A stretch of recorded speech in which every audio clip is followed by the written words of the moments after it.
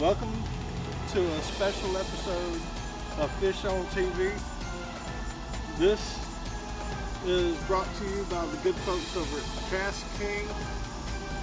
They reached out to me and asked me to test out their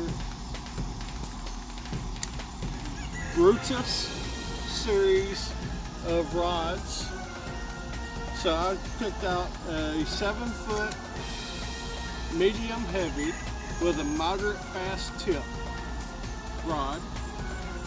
We're out here in the yard right now, and I put a Quantum Accurist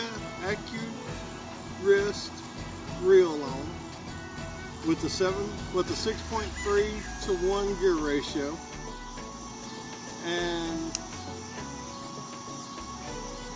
the main thing we're going to be looking at is strength of the rod. This is a 2-piece rod.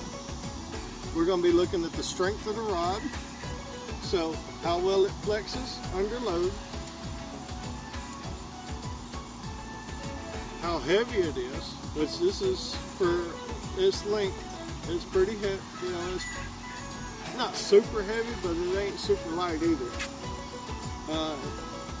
We're going to be looking at balance points, which is going to change with your reel. You know, where it balances at, it's going to change with your reel. And we're going to be looking at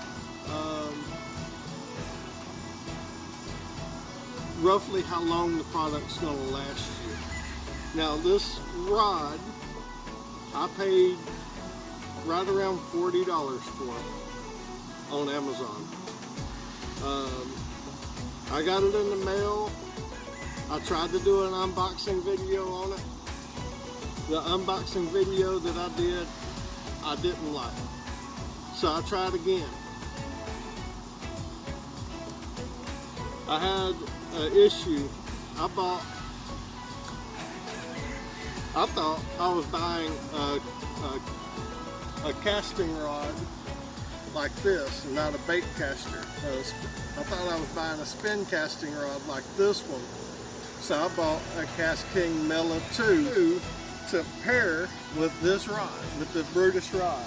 And I was going to do basically two reviews in one, a rod and reel combination. But being that this is a bait caster, not a spin caster, had to make a few changes. So that's where the Quantum reel comes from.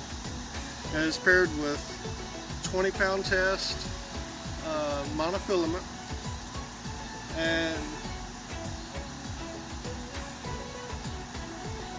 these are the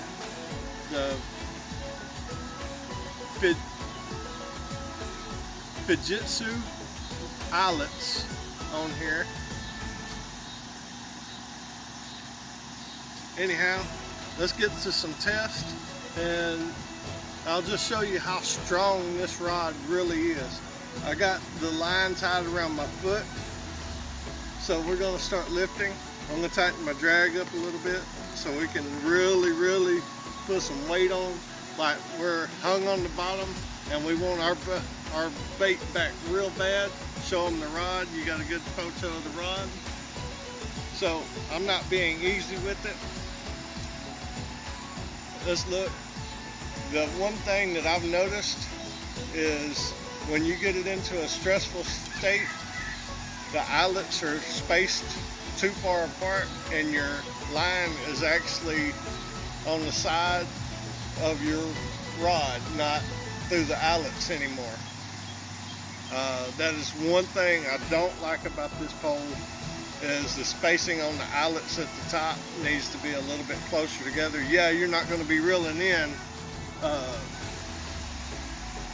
You're not going to be pulling straight up like this. You're going to be fighting him, you know, but if you get a catfish on, he's going to pull straight down just like that. And even at this point right here in the midpoint of your rod, you got line touching the surface of the rod. So we got a little bit of a spacing issue on the eyelets but as far as toughness goes, I don't think you can beat that as far as toughness goes. Most rods would have broke by now.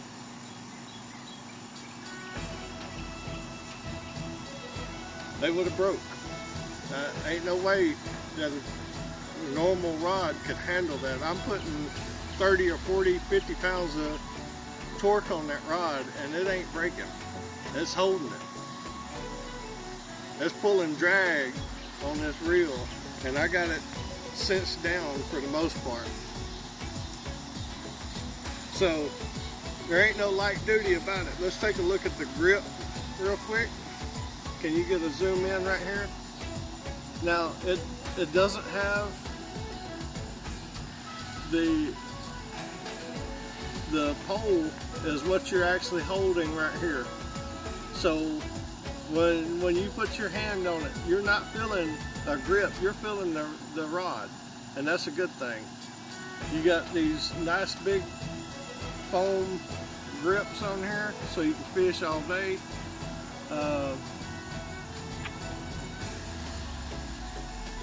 My understanding is that these are all wrapped before they're lacquered. They're not just glued, they're wrapped. Is there anything else I need to talk about?